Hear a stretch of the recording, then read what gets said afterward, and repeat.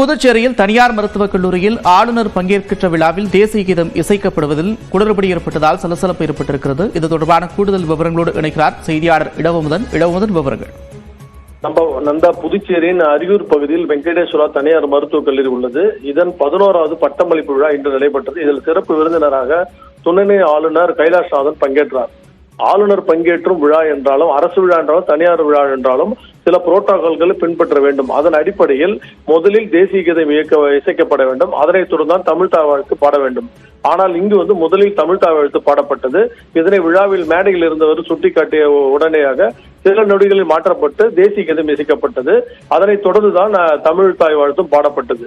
இதனால் இந்த விழாவில் சில நிமிடங்கள் குளறுபடி காணப்பட்டு ஒரு பரபரப்பு ஏற்பட்டது. இருப்பினும் விழாவின் பட்டமளிப்பு விழா நடைபெற்று ஆளுநர் பேசும் பொழுது மருத்துவர்கள் தங்களது அறிவை தினம் தினம் புதுப்பித்துக் கொள்ள வேண்டும். ஒவ்வொரு நோயாளியும் ஒரு பாடமாக கருத வேண்டும். மருத்துவ அறிவை மருத்துவர்கள் தினமும் புதுப்பித்துக் கொள்ள வேண்டும் என்று அவர் கேட்டுக்கொண்டார். நந்தா.